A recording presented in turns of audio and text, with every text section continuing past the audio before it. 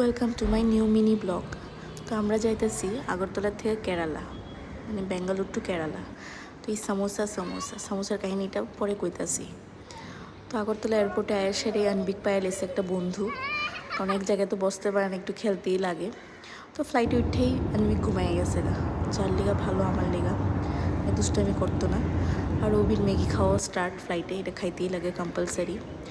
তো ল্যান্ড করলো ব্যাঙ্গালোরে, নেম্মা সেরা এয়ারপোর্টের বাইরে একটা পায়ে লেছে গাড়ি। এই গাড়িটাতে উঠতেই লাগবে, একটু চালাইতেই লাগবো। তার ফাঁকে আমি একটু লুকায় সেরা গিয়ে সমোসা কিনা খাই লাইছি, কারণ এখানে আইলে আমার খাইতে লাগে এয়ারপোর্টের এই সমোসা। তো ডিনার করে আমরা বাইরে গেছি কেরালার লিগা। আর রাস্তা খুবই সুন্দর, আর এই রাস্তা খুবই সুনসান, রাস্তাতে হাতি ভাগ দেখা যায়। আর আমরা পৌঁছে গেলাম গা ভোরবেলা 6টার সময়। তো এটা একটা আয়ুর্বেদিক হসপিটাল। তো এই হসপিটালে আমরা স্টে করতে লাগবো।